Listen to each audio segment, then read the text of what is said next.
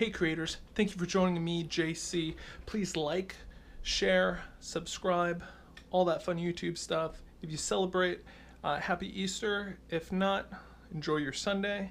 Another episode. This one's super busy. Well, it's mostly like a family day, to be honest. I was hanging out with Cassie's family, then I'm going to be hanging out with my family, and then I'll be back at the apartment, crushing some more sculptures and stuff, just getting inventory ready for this coming weekend. I'm doing the Oddities flea market. I'm vending there, have a booth and everything in Brooklyn, New York. Oh, it's gonna be so much fun. I can't wait. Oh my god. So apparently as I was at Cassie's parents for Easter, their little like lunch celebration, well, I guess the receptacle or the male input, the cord going into the wall was a little loose, or like wasn't. It was like, say like an eighth of an inch out, and that was enough to, like, not actually be charging the computer, the laptop. And I'm like, oh, I'll just leave, go to her Easter dinner celebration, and yeah. So anyway, computer died, messed up the whole exportation process. Whew, so I'm starting from scratch here. Oh boy, gotta reconnect all the media to the files, and yeah, start re-exporting it. Whatever. Ugh. So I've been doing a fair amount of research on YouTube as far as how to utilize YouTube, and certain things that I've been finding over and over is just maintaining consistency and having like flashy, well, not too flashy, but like consistently having your own style of a thumbnail. And another thing, having like a very memorable name, even something very simplistic. Like, say if you're like into like acrylic painting, you'd probably have either of those words kind of like in your title. Another thing that I personally have done, I just did like in yesterday's episode, was optimize my playlists. And so that was, creating playlists for each section, each type of video series that I've been doing. Say like this vlog has its own series, then my podcast episodes have their own series, and then my photography tips has their own series, and then going in there, adding descriptions, adding tags, doing all that, just so it's easier to find them in search results. And also you could see, like, have them play in a specific order. So for the vlog, I play my newest episode plays first, and my oldest episode plays last. Whereas for my podcast series, I do the most popular episode plays first, and then the most unpopular episode plays last. It's been a while since I Googled myself, like my full name, and then also Googled like my business's names. And so I just did that, and I found something really interesting that I can't really explain. So, you go through, you scroll down the search engine results page, SERP, and all the different pages, and it's like, okay, and slowly you see your own results kind of trail off. So, but aside from that, I also like to check, any kind of news, any kind of images, videos, shopping, see, overall what comes up. And I found it was so interesting when I went to images and I started seeing, like, say for example, for Catacomb Culture, I see like skull candles. Like, I see mine like up the top of that. Then as I scroll down, I see other people's. I'm like, oh yeah, maybe it's just because like image recognition, bones kind of match. So I'm like, well, who are these people making these other candles? Just kind of like a competitor analyzation stuff. So I click on the image. I'm like, okay, here's a link. I click the link, and then these images that I've never seen before link to my items. I don't get that. And so I'm like, oh, maybe it's just like a fluke or something. So then I find another image that's like another skull candle, for example. And I click it, and I click through the link, and it links right back to one of my skull candles. I'm like, I didn't post any of these images. I'm like, why are they linking back to my image, my products, my web shop? So I don't know. That's something I'm gonna have to do research on. Like I don't know. It's also fun seeing like scrolling by the most recent, and sometimes you'll come across like, you know, blog articles that you didn't see before, that you didn't even know about. Like, oh wait, oh, that explains the traffic that I got on, you know, a couple days ago. Oh, or that explains like why I made like more sales with this item or that item. So it's great. And like I said, you're gonna want to do all, and then, you know, you could play around with the filter, see like, you know, the most recent, most relevant, or like, you know, top ranking, all that kind of stuff. And then also move to the images, see what kind of images are showing up, seeing who your competitors might be for those keywords that you typed in.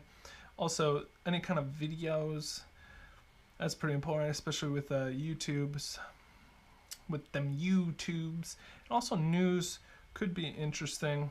Haven't really been pushing my my press releases out much, so I'm not really expecting anything there really. And then also, if you are selling your sculptures online, clicking through to shopping, I'm seeing yeah, a couple images, a couple things from my web shop, a couple from my Etsy, and then surprisingly a lot from my Redbubble and Society6. That was kind of unexpected to find all those. Also, yeah, any kind of books, flights, finance, yeah. But yeah, the primary searches you'll find are all your images, the videos, and news. I mean, unless you're writing books or, you know, on a map or something, flights, personal. Oh, let's see, personal. Nothing for Catacomb Culture. And then also, well, shopping. Yeah, shopping's pretty important as well, because when someone types in your brand name, seeing what comes up for shopping, are you selling anything, and is Google like recognizing it for sale? Oh my god, one thing about me is whenever I see projects, like say for example, I see this right here, I'm like, oh, I need to seal that back up with silicone caulking, and I'm just like, oh, well, I could do that right now. I could do it real quick, you know, just get it done. But that's how I ruin all my clothes. That's how I get, you know, resin, paint, any kind of silicone, all this stuff, all these chemicals I work with, how I get them all over my pants, and I ruin my pants. I go through pants so quick. I honestly, all my pants are now work pants, except for these. These are my somewhat fancy pants. So this is going to have to wait until later I come back and get changed, because I still have to go to my family's house for Easter dinner. So I don't know if anyone else has that problem.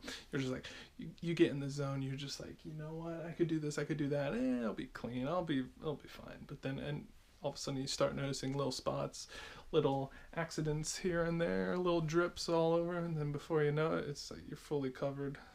Oh. Right, it says I got about an hour left on the exporting of this. Looks like we're about a little shy of the 8-minute mark, so not too crazy. Also, I've been checking out Brian G. Johnson TV for YouTube tips. Very informative. A lot of it's very good for beginners. Some of it, for the more advanced to experts, some of the things he's saying is pretty obvious, but it's good to understand specifically the YouTube algorithm, because each social media platform has their own algorithm, and they all work different, and it's just, well, in the end it's Google. YouTube is Google. So one thing I just noticed about Instagram, something totally new just happened. So today is April 1st, 2018, and one of my techniques I like to do, from time to time, just kind of continue to get new followers and new likes on Instagram, is I'll jump into one of my hashtags that I use frequently, relevant to my niche, and just start scrolling down, and say if someone posted a post 5 minutes ago and they have 4 likes, to me, I think the psychology of this person is more inclined to click back through me to see my content, see if I'm someone of interest to them, because I might be a new liker of their content. And so Where as opposed to say someone gets like 100 likes in 10 minutes, you know they're not going to be checking to see who the hell I am. So obviously you're going to want to get the attention of people that are not necessarily getting a ton of likes, you know, right from the start. And my kind of idea around it is you want to hit them when they're still kind of fresh. So say anything under 20 minutes, they're probably still hanging out on Instagram, but anything more than say like an hour, they're probably long gone. They're old, they got stuff to do. So, but anyway, I digress. One thing I just noticed about Instagram while I was doing this is, say for example, here I'll show you. So boom, here we are. 2 minutes ago they posted it. That's cool. Oh, of course, I'm getting whacked with spam. Shit. Okay, so we got one 4 minutes ago, post 4 minutes ago. Boom, we got another post 4 minutes ago. Consistency. I'm just scrolling down. This is the most recent. Then, all of a sudden, boom, 126 likes. March 16th? What is this? So, I'm starting to see more and more of these within the feed, and I think what's going on is Instagram is no longer seeing when you originally posted. It's when you originally hashtag the image, which is completely different now. This is huge. As someone who gets like a lot of traffic from Instagram, this is huge for me. This is like completely different. So say if like, what if we try and like, hack it where we do all your hashtags as a comment, and then, let it hang out for like, a couple days or whatever, a couple hours even. And then you go back and delete that comment and add a new comment with new hashtags or just fresh hashtags, the same hashtags, but you just delete it again. So you're higher up in the recent feed. Like what? I mean, I just noticed this today. So this is it's pretty fascinating. I wonder how it's gonna just like, change the most recent feed entirely. Things won't be any recent anymore. Like what are they doing? Oof. Dinner at my family's nearly put me in a food coma. Oh, it was so good. My mom made these like spicy curry, Brussels sprouts and cauliflower. Oh my god. And there was eggplant parm there. There was mashed potatoes, sweet potatoes. Oh my god, it was so good. Oh. My computer finished exporting the yesterday's vlog, so now I am compressing yesterday's vlog. I started audio book listening to a new book called Unscripted by MJ DeMarco, same author as The Millionaire Fastlane. Oh, that book was pretty good. This book is along the same lines for sure. So far so good. I'm about, I don't know, maybe about 2 hours into it. It's pretty good. So the more and more I look into this this YouTube promotion stuff, just like how to get more organic reach with your YouTube videos, it seems like the general consensus is a quick trick, more or less, is to go into YouTube suggestions. This is when you you start typing something into the search bar, the YouTube search bar. Say like, I want to do like acrylic something. So I type in acrylic and then boom, all these suggestions pop up. And it's in those suggestions, those are what people are searching for. So you want to pick like one of those, to, really help influence your keywords, really help influence your titles, and even your thumbnail images as well. Maybe just kind of shuffle in some of those suggestions into like your edited thumbnail for your video. And also another thing about your thumbnails, your video thumbnails, these are images that you specifically edit and then upload to kind of mask your video. So people see your thumbnail as they scroll through the video feed and then decide which one really pops at them and click on it and then watch that video. So it better be your video or my video, our video, whatever. And so what you want to do is create like consistent ones. Like if you're going to do like acrylic painting, maybe you do like your face if it's about you, if it's like a personal blog. do your face with like maybe you smear paint on it or something. Like you want almost like to brand it, just like a personal brand, business brand, either or, whatever. You're gonna want to brand it, have some sort of consistency. So if they see your thumbnail, like, oh, it's that guy who does acrylic painting, he's all crazy, or like, oh, it's that sculptor who always like throws, the clay or something.